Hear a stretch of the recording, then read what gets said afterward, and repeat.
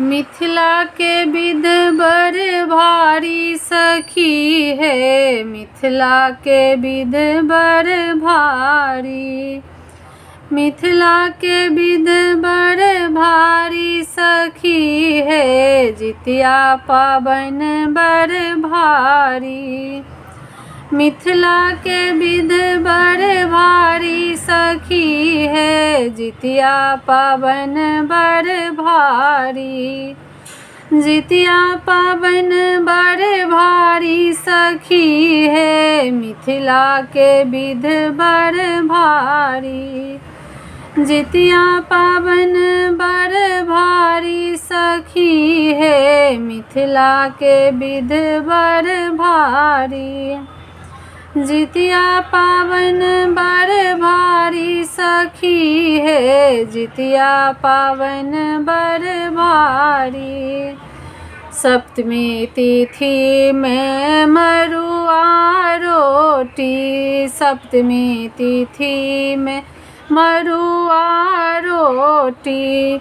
मरुआ रोटी इचना पोठी, सप्तमी तिथि में मरुआ रोटी। मरुआ रोटी इचना पोठी, खेलन सब अहि बाती सखी है, खेलन सब अहि बाती।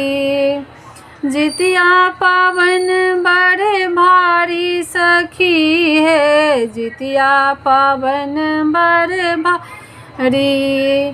मिथिला के विध बड़ भारी सखी है, मिथिला के विध बड़ भारी।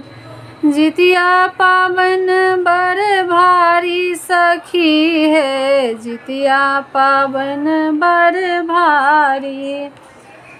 व्रत केने छठ आई सब नारी, व्रत केने छठ आई सब नारी। नव नव लहठी नव नव सारी, नव नव लहठी नव नव सारी। पहिराल सब अहि बाती सखी है, जितिया पावन बड़ भारी। पहिराल सब अहि बाती सखी है, जितिया पावन बड़ भारी।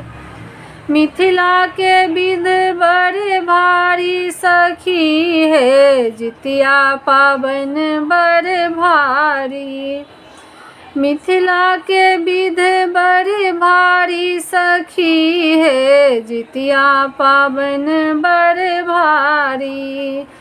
ओल परोर झिमनी तरकारी, ओल परोर झिमनी तरकारी। नोनिया साग परोसल थारी, नोनिया साग परोसल थारी। पावन के विध बड़ भारी सखी है, जितिया पावन बड़ भारी।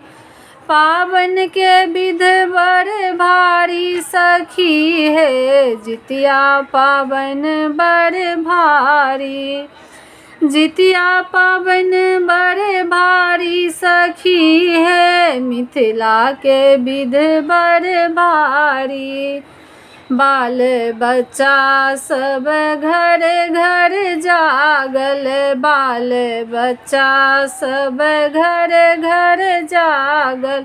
केला के पात पर चूड़ा परोसल, केला के पात पर चूड़ा परोसल।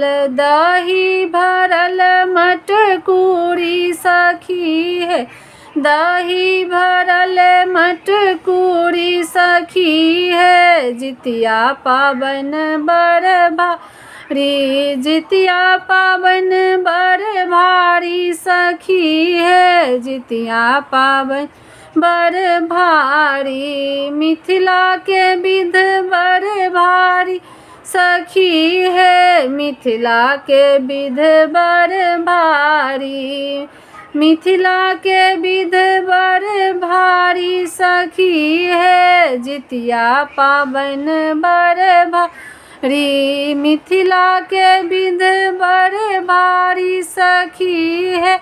जितिया पाबन बड़ भारी।